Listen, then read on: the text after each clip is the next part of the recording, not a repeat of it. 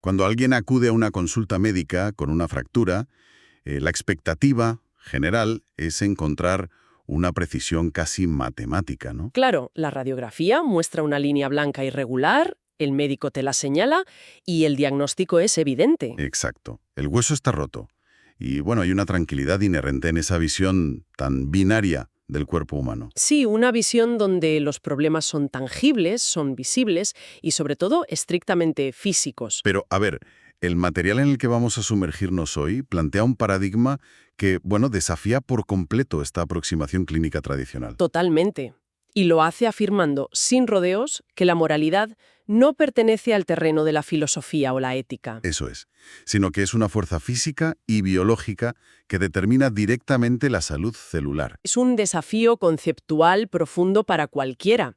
La propuesta es dejar de entender la moralidad como un código de buena conducta o un conjunto de normas cívicas y empezar a observarla como una manifestación energética medible. Y para eso estamos hoy aquí. Hacemos esta inmersión a fondo en el capítulo 6 del libro 2, La teoría de la entidad holística Hunyuan. Un texto fascinante escrito por Pang Ming y traducido por Matías Geoburu, que está dedicado íntegramente a la teoría de la moralidad. Para la gente que sigue habitualmente el marco teórico del Shineng Qigong, pues la terminología no resultará ajena. Pero la misión de este análisis es desgranar específicamente cómo articula Pang Ming la mecánica de esta teoría. Porque si la moralidad opera verdaderamente como una ley física, entonces comprender sus mecanismos deja de ser un camino hacia, digamos, la superioridad ética. Claro, se convierte en el manual de instrucciones definitivo para la optimización biológica. O sea, implica entender que los propios juicios morales, la rigidez mental o el egoísmo podrían estar, de manera literal, cerrando las válvulas de energía del organismo. La implicación práctica de esto es monumental. Y para entender cómo se produce este fenómeno físico, el texto arranca marcando una línea divisoria muy clara. Sí, entre la aproximación occidental moderna a la ética y la visión tradicional china, ¿verdad? Exactamente. En la estructura del pensamiento occidental, la moralidad surge fundamentalmente como un subproducto de las relaciones socioeconómicas. Son acuerdos, legislaciones no escritas. Contratos sociales, sí. Diseñados básicamente para evitar el colapso de la convivencia. Se basan en un sistema de valores donde unas acciones se etiquetan como correctas y otras como incorrectas. Dependiendo de si benefician o perjudican al grupo. Es un constructo puramente utilitario para la supervivencia. Vale, vamos a desgranar esto, porque el texto contrasta esta idea directamente con la raíz de la filosofía china. Así es, invocando los conceptos clásicos de Dao y De. Ya conocemos la premisa de que el Dao es esa existencia infinita, invisible y sin forma, que constituye el origen absoluto del universo. Y el De, que habitualmente encontramos traducido de manera un poco simplista como virtud o moralidad, es en realidad la manifestación externa de ese Dao. O sea, si imaginamos el Dao como, como la masa de agua invisible de un océano infinito, Me gusta esa analogía. pues el De no serían las normas de navegación que los barcos deben seguir, no, serían las corrientes marinas, las mareas y la física misma del agua en movimiento. Tal cual, una corriente no juzga si es buena o mala, simplemente fluye obedeciendo a la naturaleza de su entorno. El Dao no es un conjunto de reglas impuestas desde fuera. Es la función natural operando bajo sus propias leyes. Y aquí es donde Pang Ming da un paso más allá de la interpretación filosófica clásica.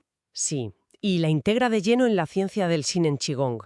En este marco, la moralidad deja de ser una metáfora bonita sobre el flujo del universo. Se convierte en la manifestación literal de la naturaleza del Hunyuan Qi, sabiendo que el Hunyuan Qi es la energía vital unificada que compone todo, desde la materia inerte hasta los seres vivos. El planteamiento es verdaderamente radical.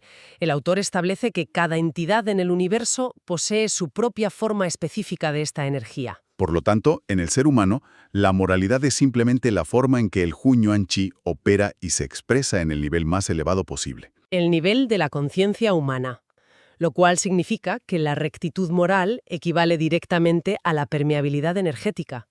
O sea, un estado donde la conciencia del individuo se alinea a la perfección con las leyes de la naturaleza.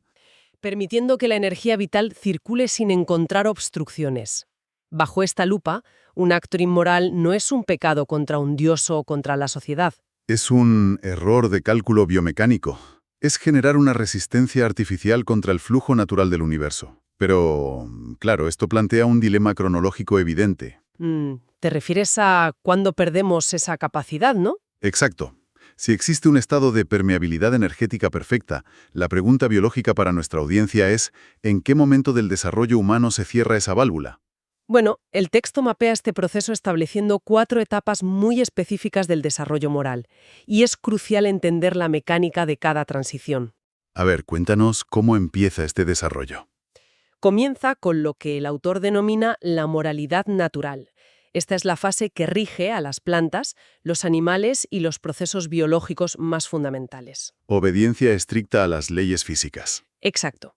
Luego surge la moralidad social, que engloba las normativas creadas colectivamente para garantizar la supervivencia de la especie humana. Vale, las reglas del juego en sociedad. Sí, la tercera etapa es la moralidad natural y social, que corresponde al estado de la infancia. Y finalmente, el estadio superior se define como la moralidad social y libertad. Hay que examinar con lupa esa tercera etapa, la de los primeros años de vida, porque el texto argumenta que los bebés operan bajo esta moralidad natural y social en un estado de pureza total. Es un estado fascinante. Necesitan inevitablemente a la sociedad, o sea, los adultos, para sobrevivir físicamente. Pero la estructura de su mente sigue siendo puramente natural. Claro, un niño muy pequeño no distingue entre tuyo y mío. Su cerebro aún no ha procesado ni instalado el concepto de propiedad privada. Y al carecer de la noción de propiedad, pues carecen por completo de egoísmo. Esto ocurre porque todavía no han desarrollado un yo delimitado y separado del entorno. Y en términos puramente energéticos, la ausencia de esta barrera significa que su junyo anqi interno permanece completamente abierto, ¿no? Sí, se produce un intercambio de información y energía con el ki de la naturaleza de manera constante y sin ninguna fricción. Y fíjate, esta falta de fricción explica la vitalidad asombrosa de esa etapa.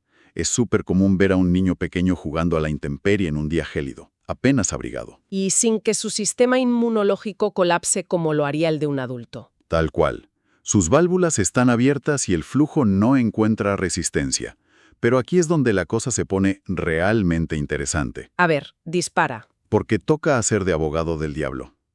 Si la falta de un yo desarrollado y la completa ignorancia de las reglas sociales proporcionan esta salud de hierro, ¿Ya sé por dónde vas? el objetivo de una disciplina tan compleja como el Qigong es buscar una regresión, o sea, se postula que el estado ideal es volver a ser un bebé ignorante. Es la duda lógica, pero el texto de Pan Min rechaza esa regresión de forma categórica y explícita. Desmonta por completo la vieja idea taoísta mal interpretada de volver a la juventud. Nada de regresar a un estado primitivo o caótico entonces. Para nada. Lo fascinante aquí es que el desarrollo hacia la cuarta etapa, esa moralidad social y libertad, se describe como una evolución en espiral ascendente, jamás como un retroceso.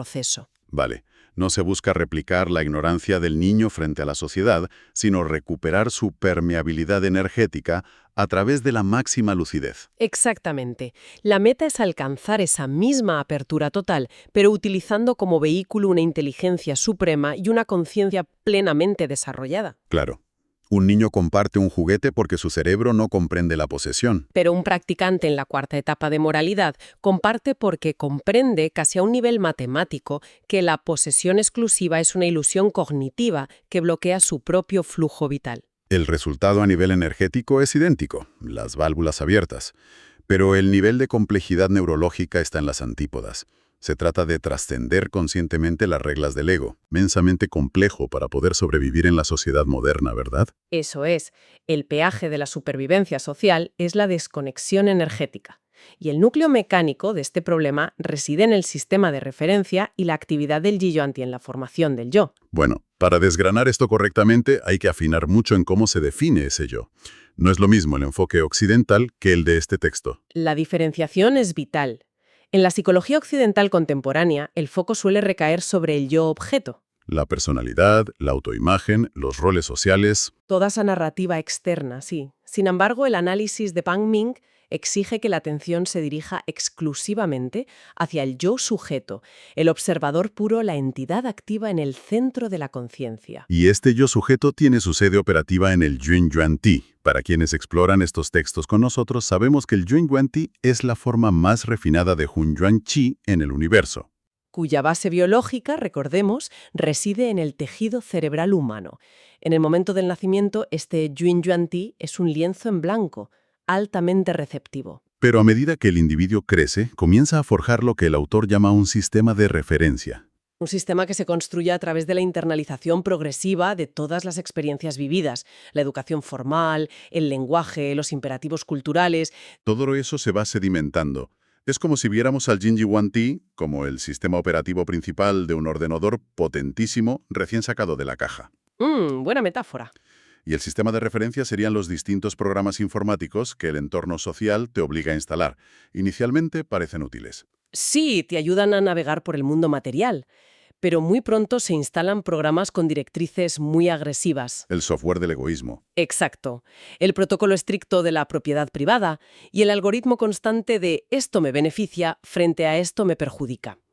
Y si conectamos esto con el panorama general, ¿Qué ocurre mecánicamente? que los filtros terminan secuestrando por completo al sistema operativo original. El sistema de referencia asume el control total de las operaciones y se instaura como el único director de la conciencia. Es como si instalaras un montón de cortafuegos de seguridad y al final terminaran aislando al ordenador de la red global de Internet, impidiendo cualquier conexión. El texto identifica un evento psicológico clave en esta desconexión: el surgimiento del concepto de propiedad privada. El momento exacto en que la conciencia formula la idea de «esto es mío». Esa afirmación marca el Jiyuan Tian, de una forma brutal, ¿no? Profundamente. El deseo de posesión exclusiva transforma la dinámica de la energía. Deja de ser un flujo expansivo y libre y se contrae drásticamente solo para proteger lo adquirido. O sea, energéticamente, decir «esto es mío» equivale a levantar un muro de contención. Es el acto definitivo de separación entre el sujeto y el universo. Sin duda. Cuando la conciencia queda atrapada en la obsesión por retener cosas, o salvaguardar un estatus, o incluso tener la razón en un debate intelectual, Los sentidos se vuelven unidimensionales. El individuo se repliega sobre sí mismo, la energía se estanca y la fricción genera conflictos psicológicos severos. y se interrumpe el suministro de energía externa, aquí es donde la teoría abandona la abstracción filosófica y se mete de lleno en la fisiología pura. Entonces, ¿qué significa todo esto para quienes nos escuchan? Porque este exceso de cortafuegos en el cerebro tiene un impacto físico directo en la salud global del individuo. El mecanismo es contundente. La consciencia moral actúa como el director de orquesta del Hun Yuan Chi dentro del cuerpo físico. Son los valores morales los que dictan nuestras reacciones emocionales. Y son esas emociones las que movilizan o paralizan el flujo físico de la energía. El libro recurre a la medicina tradicional milenaria para detallarlo. Sí, describe cómo la ira fuerza a que el chi ascienda de manera violenta. La tristeza profunda provoca que el chi se disipe gradualmente. Y el terror o el miedo extremo hacen que el chi se desplome hacia abajo sin resistencia. El problema sistémico surge cuando estas explosiones emocionales nacen de un sistema de referencia egoísta y parcial. Por ejemplo, un estallido de ira porque alguien raya tu coche o tristeza por perder un estatus social. Esas turbulencias actúan como un incendio forestal, consumen y agotan de forma voraz las reservas internas del Hunyuan Chi. Y el texto da una imagen gráfica devastadora del individuo extremadamente egoísta, alguien que solo mira por sus intereses y vive a la defensiva. Ese perfil se encuentra en un estado de bloqueo hermético. Al fortificar tanto su propio yo, impide mecánicamente que la energía del mundo natural penetre en su sistema. Es un circuito cerrado. La metáfora física sería alguien quemando toneladas de leña dentro de una casa con las puertas y ventanas selladas a cal y canto. Madre mía, es una imagen agobiante, pero muy precisa. Está incinerando su energía a un ritmo insostenible, y el grueso muro de su ego le impide recibir oxígeno del exterior para renovarse.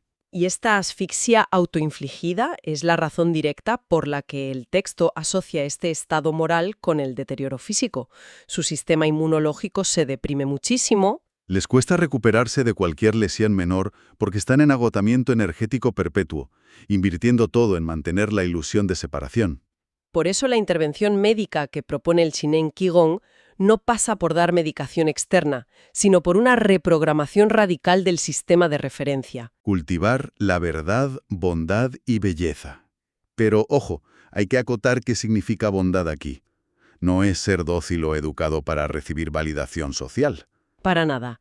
La bondad, en su estrato más profundo, se define como cualquier acción o estado mental que se alinea con las leyes objetivas de la naturaleza. Alcanzar un estado de flujo sin resistencia. Cuando alguien logra actuar desde la bondad pura, ejecutando una acción altruista sin el cálculo interno del yo, sin pensar qué buena persona soy por hacer esto. Se produce un fenómeno físico en el cerebro. El Jiwanti suelta repentinamente sus anclajes. El cortafuegos colapsa. Y el sistema operativo recupera su conexión con la red global. Al derribar los muros del ego, el chi de la naturaleza vuelve a inundar el cuerpo. Facilitando la reparación celular y curando patologías. El desapego y el altruismo genuino se revelan como la tecnología preventiva más avanzada que tenemos. Supone un giro de 180 grados, abandonar la noción de moralidad como un código penal interno y estudiarla como la ciencia fundacional de la salud óptima y la longevidad. Un cambio de paradigma increíble que nos lleva a las conclusiones del análisis de hoy. Hemos visto que la moralidad no es una lista de reglas de convivencia. Bajo la teoría de la entidad holística, es el diagrama de ingeniería necesario para mantener intacto el flujo del Hunyuan Chi. Queda diseccionado como un yo rígido, actúa como un torniquete que estrangula las vías energéticas. Y que el objetivo evolutivo es avanzar hacia esa moralidad social libre, empleando la lucidez para disolver barreras y restaurar la integración con la naturaleza. Al principio parecía que la moralidad era saber comportarse en la sala de espera del médico, pero resulta que es el escáner de diagnóstico, el bisturí y el tratamiento, todo en uno. Y esto plantea una pregunta importante para nuestra audiencia. Si entendemos que las posturas morales inflexibles, los juicios implacables y el apego férreo a lo que consideramos nuestro, bloquean literalmente la nutrición de nuestras células. Sí. Cabe preguntarse si el simple acto de soltar una discusión trivial hoy o de renunciar a la necesidad de tener la razón podría ser la intervención médica más transformadora para nuestro cuerpo mañana. Fíjate, cada juicio de valor que emitimos en silencio está esculpiendo físicamente nuestra biología en tiempo real. Es brutal. Así es, la prescripción más urgente quizá no esté en la farmacia, sino en desinstalar los filtros del propio ego. Mantener las corrientes oceánicas de nuestra energía fluyendo es en última instancia una pura cuestión de física. Hasta la próxima inmersión a fondo.